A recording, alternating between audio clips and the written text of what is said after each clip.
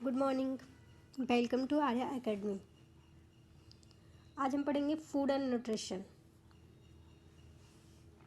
Start करेंगे शुरू से लेकर डिटेल्ड पढ़ेंगे आराम आराम से, थोड़ा थोड़ा कवर, क्योंकि एग्ज़ाम का तो अभी पता नहीं है यूपीटीसीटी का कि क्या ही कब तक होना है, तो हम उसको ध्यान में रखते हुए आराम आराम से सारे टॉपिक पढ़ेंगे, टॉपिक वाइज एकदम ठीक से। फिर स्टार्ट करते हैं। हम जब फूड एंड न्यूट्रिशन सिलेबस देखते हैं, हमारा सबसे पहला स्टार्टिंग ही है आहार की संकल्पना, पौष्टिकता की संकल्पना। तो हम वहाँ से शुरू करेंगे। सबसे पहले हम खाते हैं भोजन। उससे हमें मिलती क्या है? ऊर्जा। ऊर्जा से क्या होता है? शरीर का निर्माण होता है, विभिन्न प्रकार की जैविक क्रियाएं होती हैं, उसमें आता है श्वसन, हम सांस लेते हैं, श्वसन, विकास, पोषण, गैसों का आदान प्रदान, वृद्धि, उत्सर्जन और जनन क्रियाएं होती हैं। इन जैविक क्रियाओं को करने के लिए भोजन व पोषण की आवश्यकता होती है, जो हमारे शरीर में जब हम खाना ही नहीं खाएंगे तो कैसे रह पाएंगे? हमारे शरीर में जो सारी क्रियाएं होती हैं उन सब के लिए हमें भोजन की आवश्यकता होती है। वह सभी ठोस व तरल पदार्थ, इसके लिए एक परिभाषा है, वह सभी ठोस या तरल पदार्थ जिन्हें हम आसानी से खा सकते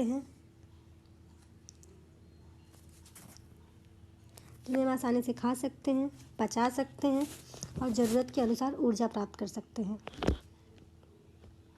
जो शरीर की वृद्धि, विकास व मरम्मत में सहयोग करते हैं, भोजन या पोषण कहलाता है।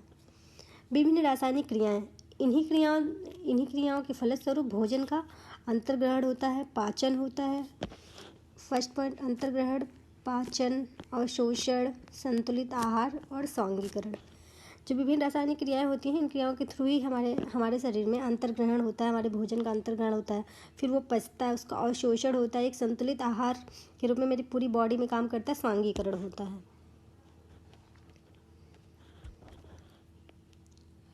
संतुलित आहार, बैलेंस डाइट जिसे कहते हैं। संतुलित आहार उसे कहते हैं जिसमें सभी पौष्टिक तत्व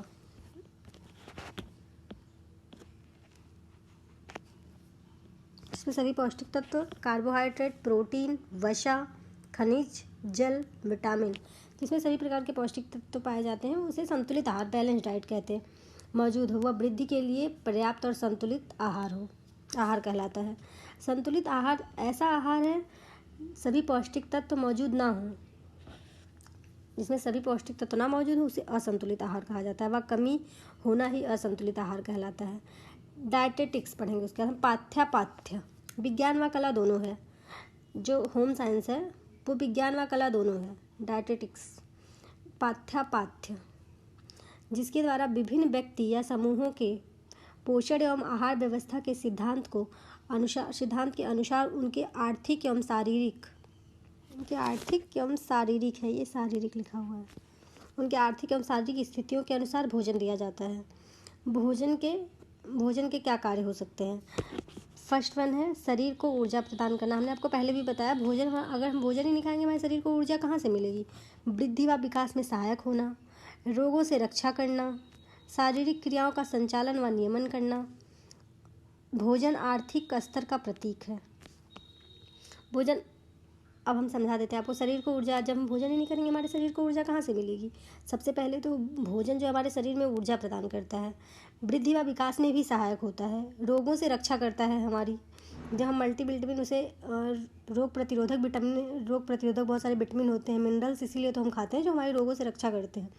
शारीरिक क्रियाओं का संचालन व नियमन करना, हम जो भी संतुलित आहार लेंगे, भोजन हम जो भी खाएंगे वो हमारे शरीर में सभी कार्य करता है। भोजन आर्थिक स्तर का प्रतीक होता है का ये मतलब है कि कुछ जो गरीब होते हैं, आप सोचो कि जो गरीब होते हैं वो रोटी दाल भी खा लेते हैं, उसे भोजन कहते हैं। जो थोड़ा पैसा होता है जिनके पास, वो बहुत सारी वैरायटीज़ खाना खाते हैं और उसे भोजन कहते हैं। सबका अपना भोजन अलग अलग होता है।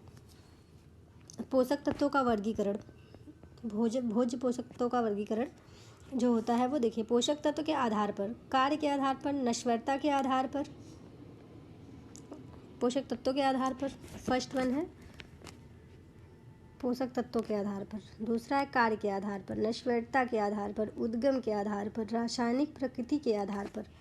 पोषक तत्वों के आधार पर मतलब जो भी हम भोजन लेते हैं उसमें किस मात्रा में पोषक तत्व ऐड हैं वो हमें किस प्रकार बेनिफिट करेंगे उसके लिए। कार्य के आधार पर हम क्या कार्य करते हैं, कोई आसान काम करता है, पता लगे कोई मेंटली जो काम करता है दिमाग से, उसे कम न्यूट्रिशन की या कम पोषक तत्व की आवश्यकता होती है, कम भोजन की आवश्यकता होती है। जो शरीर जाके पत्थर तोड़ा, हार्ड वर्क कर रहा है, सड़क बना रहा है, उसको तो ज़्यादा पोषक तत्व की, उसे बालक है तो उसे कम, जो बूढ़े हैं उसे अलग पोषक तत्वों की आवश्यकता होगी।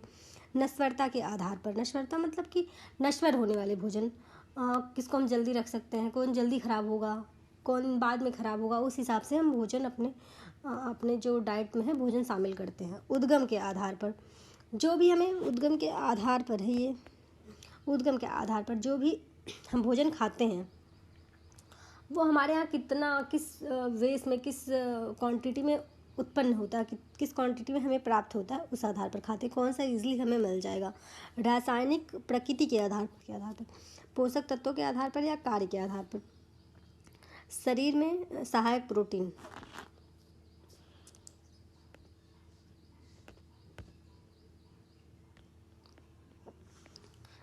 पोषक तत्वों के आधार पर या कार्य के आधार पर। शरीर में सहायक प्रोटीन पोषक तत्वों के आधार पर या कार्य के आधार पर, हम जिस प्रकार कार्य करते हैं उस पर पोषक तत्वों के आधार पर जो मिलता है उसमें उसे दो भागों में विभाजित किया गया है। एक शरीर निर्माण सहायक प्रोटीन, एक शरीर निर्माण सहायक, और एक ऊर्जा प्रदान करने में। कौन से पोषक तत्व हैं जो हमारे शरीर का, बॉडी का निर्माण करते हैं, टिश्यूज़ का निर्माण करते हैं, और कौन से ऐसे पोषक तत्व हैं जो हमें ऊर्जा प्रदान करते हैं। प्रोटीन जो है, प्रोटीन एक ऐसा पोषक तत्व है जो हमारे, आपको भी पता है कि हमारे टिश्यूज़ का निर्माण करते हैं, हमारे सेल्स का जो प्रोटीन हमारे सेल्स का निर्माण करते हैं। वसा भी हमें हमारे शरीर के निर्माणक में सहायक होती है। कार्बोहाइड्रेट हमें ऊर्जा भी देता है और शरीर के निर्माण कार्य में भी सहायता करता है। ऊर्जा प्रदान करने वाले पोषक तत्व कार्बोहाइड्रेट, ये हमें, जब हमारे शरीर के टिश्यू सेल्स का निर्माण होगा तो हमें ऊर्जा भी तो मिलेगी उससे। कार्बोहाइड्रेट सबसे ज़्यादा ऊर्जा, जो ये CHO लिखा हुआ है, ये 65% ऊर्जा इसी से हमें मिलती है। जो एक मीडियम फैमिली या फिर जो मीडियम फैमिली में आती है उसमें 40 से 50% उनके भोजन में कार्बोहाइड्रेट ही पाया जाता है उनकी थाली में। जो थोड़े रिच अमीर जिन्हें कह सकते हैं हम, वो थोड़ा कम कार्बोहाइड्रेट लेते हैं, उसकी जगह वो जूस और अदर लिक्विड से अपना पूरा कर लेते हैं। बाकी वसा तो कंपलसरी है। वसा से हमारे शरीर, बॉडी में जो चिकनाहट आती है बहुत, जो शरीर आपस में आराम से फिसल सकते हैं, आराम से हर कार्य के लिए एकदम नॉर्मली आराम से कर सकते हैं, उसके लिए वसा बहुत कंपलसरी है। प्रोटीन तो आपको पता है कि हमारे सेल्स का निर्माण करती है, ऑल ओवर पूरी बॉडी का निर्माण करती है, हमारी पूरी बॉडी टिश्यूज से ही मिलकर बनी है, अगर प्रोटीन ना हो तो हमें कुछ नहीं मिलेगा। रक्षात्मक पोषक तत्व, ये हमारे रक्षात्मक पोषक तत्व होते हैं। विटामिन और मिनरल्स, ऊर्जा, रोग रोधक क्षमता, इनसे रोग रोधक क्षमता भी हमारे, जैसे हम कुछ विटामिन ऐसे कहते हैं कि विटामिन एंटीरोधी विटामिन है ये, और ये जो है ऐसे विटामिन हैं जो हमारे रोगों से रक्षा करते हैं। विटामिन C हुआ बहुत सारे रोगों से, विटामिन A हुआ बहुत सारे रोगों से, विटामिन B हुआ बहुत सारे रोगों से, ये हमारे रक्षा करते हैं। और एक है नश्वरता के आधार पर भोज्य पदार्थों का वर्गीकरण। अगला है नश्वरता के आधार पर भोज्य पदार्थों का वर्गीकरण। नश्वर ना होने वाले भोज्य पदार्थ जो सालों साल संग्रह करके रखने पर भी ख़राब नहीं होते, जैसे अचार, मुरब्बा, गुड़, ये अगर हम बनाकर एक बार रख देंगे तो ये सालों साल ख़राब नहीं होते हैं जल्दी से, इन्हें हम चाहें तो हमेशा यूज़ कर सकते हैं। अनाज है ये, स्पेलिंग मिस्टेक इतनी कर दी है क्या ही बताऊँ। अनाज है ये। नश्वर होने वाले भोज्य पदार्थ, खराब नहीं होते, जो खराब ना होते हों।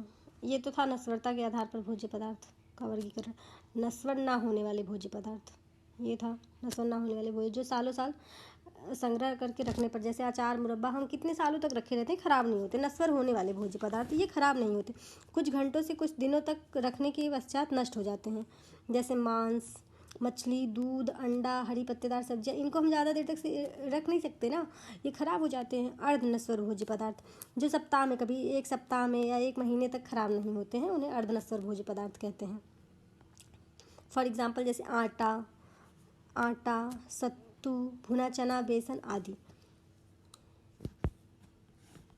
उसका उद्गम के आधार पर हमने आपको टॉपिक बताया था कि हम 5 पढ़ेंगे, पाँचों हम बराबर उद्गम जंतु जगत से प्राप्त। हमने आपको बताया था कि कहाँ से हमें सोर्स क्या है हमारे भोजन प्राप्त करने का। जंतु जगत से प्राप्त पोषक तत्व जैसे मांस, मछली, अंडा, ये तो हमें जंतु जगत से, मांस, मछली, अंडा, दूध, ये हमें जंतु से प्राप्त होता है, इसीलिए जंतु जगत से कहते हैं। वनस्पति जगत से प्राप्त फल, सब्जी, ये सब हमें वनस्पति जगत से प्राप्त होता है ना, फल और सब्जी। अब है रासायनिक प्रकृति के आधार पर।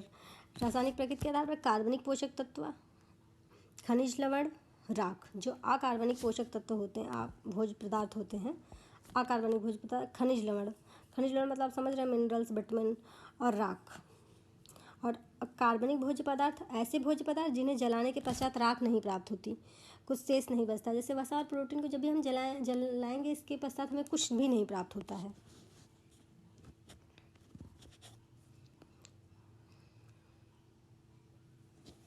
आज के लिए इतना ही। कल देखिए हमने बना के रखा था, कल हम पढ़ेंगे कुपोषण। अगला हमारा टॉपिक है कुपोषण, आप देख लीजिएगा। आज के लिए इतना ही, बाय बाय।